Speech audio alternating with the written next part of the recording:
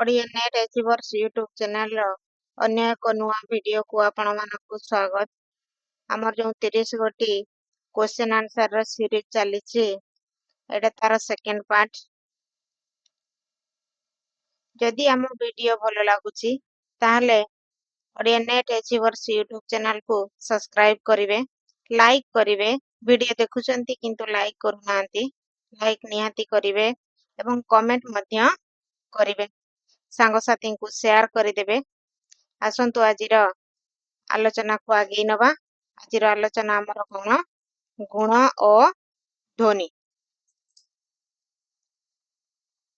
ଦଣ୍ଡିଙ୍କ ମତରେ ଅଳଙ୍କାର ଓ ଗୁଣ ଏକ ତଥା ଅଭିନ୍ନ। ଆଚାର୍ଯ୍ୟ ଦଣ୍ଡି କ'ଣ କହୁଛନ୍ତି? ଅଳଙ୍କାର ଓ ଗୁଣ ଏକ ଏବଂ ଅଭିନ୍ନ ବୋଲି କହୁଛନ୍ତି। ଅଳଙ୍କାର କାବ୍ୟର ଶ୍ରୀବୃଦ୍ଧି କରିବାରେ ସହାୟକ ହୋଇଥିଲା ବେଳେ ଗୁଣ କାବ୍ୟର ଶୋଭା ବିଧାୟକ କରିଥାଏ। ଅଳଙ୍କାର କ'ଣ କରିଥାଏ? ଅଳଙ୍କାର ପରିଧାନ ଫଳରେ ନାରୀଟିର ସୌନ୍ଦର୍ଯ୍ୟ ଯେମିତି ଦ୍ୱିଗୁଣିତ ହେଇଥାଏ, ଠିକ୍ ସେହିପରି କାବ୍ୟ ସୁନ୍ଦରୀ ବା କାବ୍ୟରେ ଅଳଙ୍କାର ଥିଲେ ତାର ଶ୍ରୀବୃଦ୍ଧି ହୋଇଥାଏ ବା କ'ଣ ହେଇଥାଏ? ସେ ଅଧିକ ସୁନ୍ଦରୀ ଦେଖାଯାଇଥାଏ। ଗୁଣ କାବ୍ୟର ଶୋଭା ବିଧାୟକ ଧର୍ମ। ଗୁଣଟି କ'ଣ କରିଥାଏ? ତାହେଲେ କାବ୍ୟର ଶୋଭାକୁ ବର୍ଦ୍ଧନ କରିଥାଏ, ଶୋଭା ବର୍ଦ୍ଧନ କରିଥାଏ। ତେଣୁ ଅଳଙ୍କାରକୁ କାବ୍ୟର ଅସ୍ଥିର ଧର୍ମ। ତେଣୁ ଅଳଙ୍କାରକୁ କ'ଣ କୁହାଯାଏ? କାବ୍ୟର ଅସ୍ଥିର ଧର୍ମ ଓ ଗୁଣକୁ କାବ୍ୟର ଅଚଳ ଧର୍ମ ବୋଲି କୁହାଯାଏ। ମନେ ରଖିବେ, ଅଳଙ୍କାରକୁ କାବ୍ୟର ଅସ୍ଥିର ଧର୍ମ ଏବଂ ଗୁଣକୁ କାବ୍ୟର ଅଚଳ ଧର୍ମ ବୋଲି କୁହାଯାଏ। କାବ୍ୟର ଗୁଣ ସାଧାରଣତଃ 10 ପ୍ରକାର। କାବ୍ୟର ଗୁଣ କେତେ ପ୍ରକାର? 10 ପ୍ରକାର। କ'ଣ କ'ଣ? ଶ୍ଳେଷ, ପ୍ରସାଦ, ସମତା, ସମାଧି, ମାଧୁର୍ଯ୍ୟ, ଓଜ, ସୁକୁମାରତା, ଅଭିବ୍ୟକ୍ତି, ଉଦାରତା ଓ କାନ୍ତି। ଆଗକୁ ଯିବା। ଧ୍ୱନି ସାହିତ୍ୟର ପ୍ରାଣ। ହେଲେ ସାହିତ୍ୟର ପ୍ରାଣ କିଏ? ଧ୍ୱନି ହେଉଛି ସାହିତ୍ୟର ପ୍ରାଣ। ଆନନ୍ଦବର୍ଦ୍ଧନ ଧ୍ୱନିବାଦର ପ୍ରବକ୍ତା, ଏକଥା ଆମେ ସମସ୍ତେ ଜାଣିଛେ। ଆନନ୍ଦବର୍ଦ୍ଧନ ଧ୍ୱନିବାଦର ପ୍ରବକ୍ତା। ଆନନ୍ଦବର୍ଦ୍ଧନଙ୍କ ଧ୍ୱନ୍ୟାଲୋକ ଗ୍ରନ୍ଥରେ କ'ଣ ଉଲ୍ଲେଖ ଅଛି? କାବ୍ୟସ୍ୟ ଆତ୍ମା ଧ୍ୱନିରତି ବୁଧୈର୍ଯ୍ୟ ସମାସ୍ନାତ ପୂର୍ବ। ଅର୍ଥାତ୍ ତାଙ୍କ ପୂର୍ବରୁ ପଣ୍ଡିତମାନେ ଧ୍ୱନିକୁ କାବ୍ୟର ଆତ୍ମା ରୂପେ ଗ୍ରହଣ କରି ସାରିଛନ୍ତି। ତା ମାନେ ଧ୍ୱନ୍ୟାଲୋକ ଗ୍ରନ୍ଥରେ ଆନନ୍ଦବର୍ଦ୍ଧନ କହୁଛନ୍ତି ଯେ ତାଙ୍କ ପୂର୍ବରୁ ମଧ୍ୟ ପଣ୍ଡିତମାନେ ଧ୍ୱନିକୁ କାବ୍ୟର ଆତ୍ମା ରୂପେ ଗ୍ରହଣ କରି ସାରିଛନ୍ତି। ଧ୍ୱନି ଅନୁରଣନ ରୂପ, ଅର୍ଥାତ୍ ଅନୁରଣନ ପ୍ରକ୍ରିୟାରେ ପ୍ରକାଶିତ ହେଉଥିବା ଅର୍ଥ ହିଁ ଧ୍ୱନି। ଧ୍ୱନି ତାହେଲେ କ'ଣ? ଅନୁରଣନ ପ୍ରକ୍ରିୟାରେ ପ୍ରକାଶିତ ହେଉଥିବା ଅର୍ଥ ହିଁ ଧ୍ୱନି। ଧ୍ୱନିକୁ ମୁଖ୍ୟତଃ ଆନନ୍ଦବର୍ଦ୍ଧନ 3 ଭାଗରେ ବିଭକ୍ତ କରିଛନ୍ତି। କେତେ ଭାଗରେ ବିଭକ୍ତ କରିଛନ୍ତି? 3 ଭାଗରେ ବିଭକ୍ତ କରିଛନ୍ତି। କ'ଣ କ'ଣ? ବସ୍ତୁ ଧ୍ୱନି, ଅଳଙ୍କାର ଧ୍ୱନି ଓ ରସଧ୍ୱନି। ଏହାକୁ 3 ଭାଗରେ ବିଭକ୍ତ କରିଛନ୍ତି।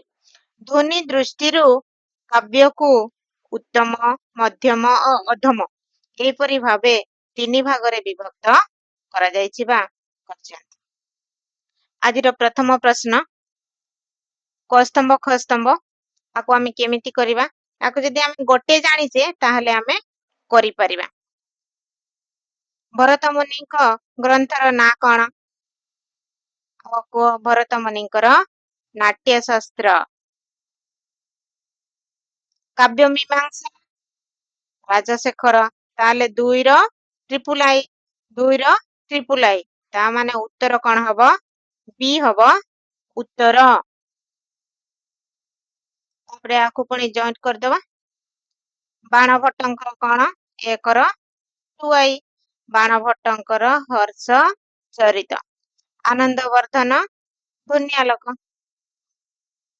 ପରବର୍ତ୍ତୀ ପ୍ରଶ୍ନ, ଭରତ ମୁନି ଗୁଣ କେତେ ଭାଗରେ ବିଭକ୍ତ କରିଛନ୍ତି?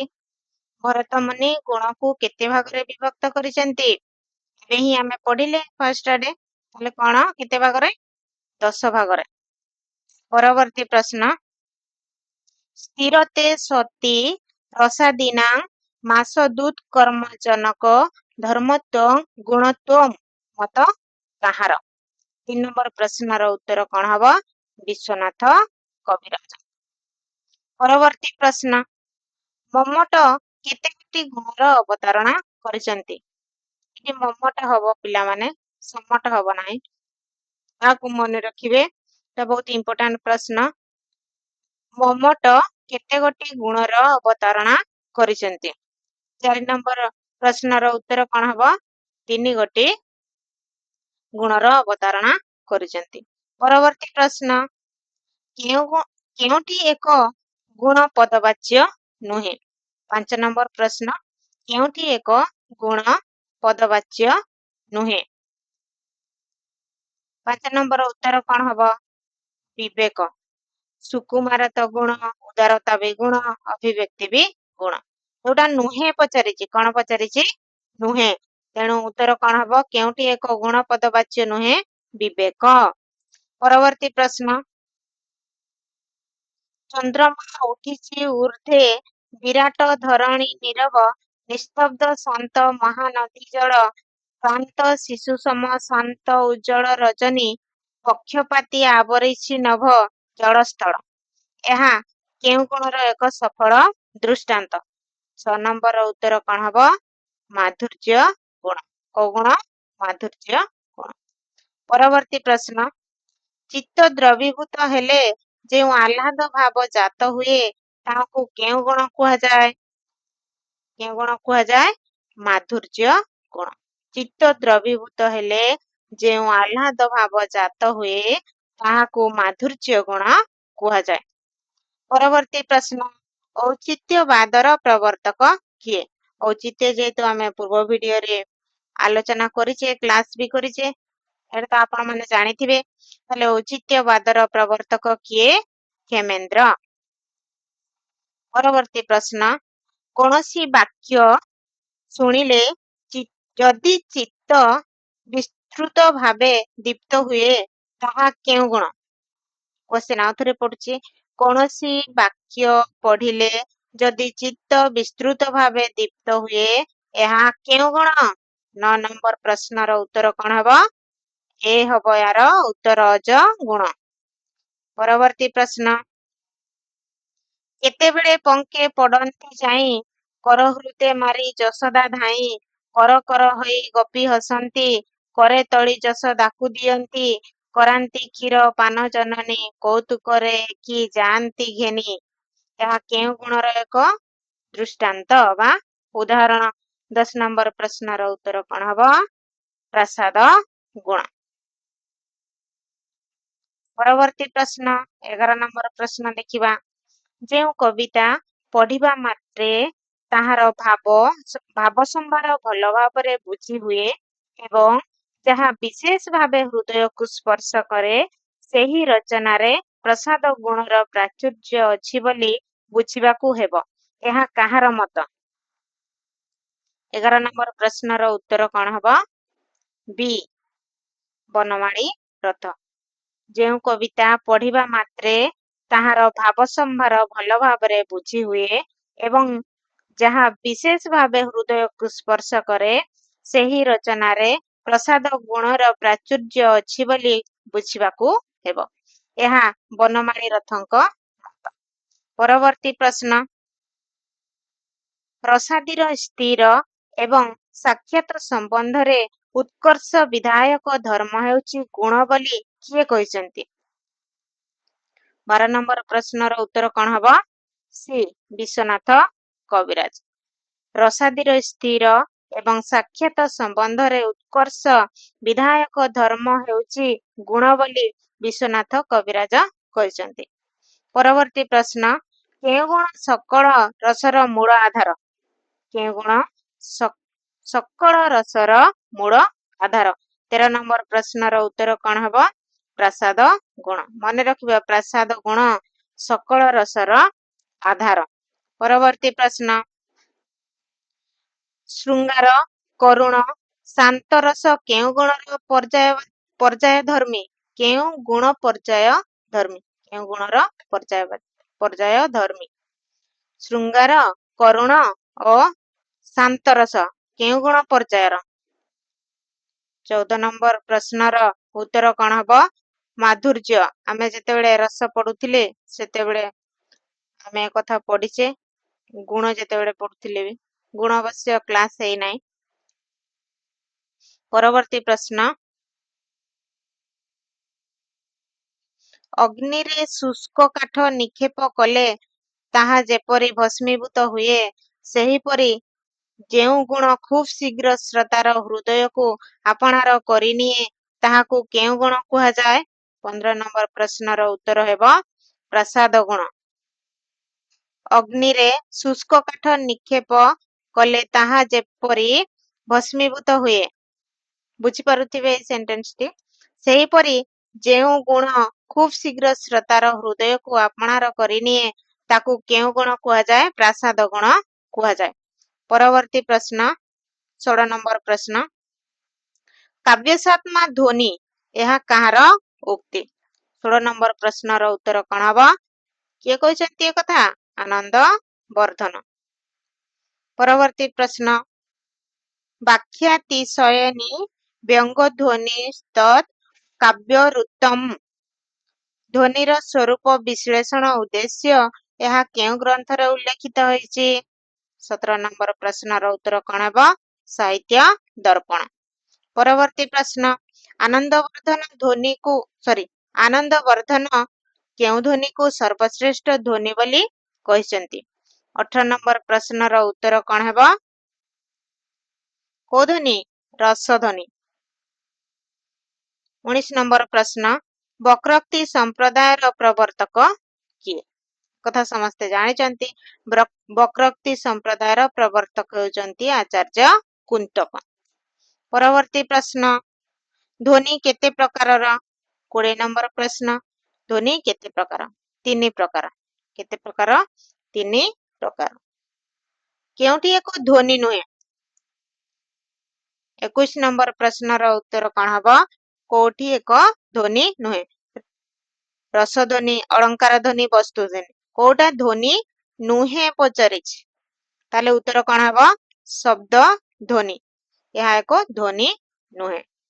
परवर्ती प्रश्न जेउठारे ध्वनित हेउथिबा प्रतीयमान अर्थ वस्तु मात्रा को बुझाए सेठारे केउ ध्वनि सृष्टि हुए। 22 नंबर सी वस्तु मात्रा को बुझेइबो माने को ध्वनि वस्तु ध्वनि ताले उत्तर कौन हेबो वस्तु ध्वनि। परवर्ती प्रश्न 23 नंबर प्रश्न जेउ कवि कृति रे व्याचार्थ अपेक्षा अधिक चमत्कार पूर्ण व्यंगार्थ थाए ताहाकू केउ काव्य कुहा जाए। 23 नंबर प्रश्नर उत्तर ध्वनि काव्य उत्तर कौन हेबो ध्वनि काव्य।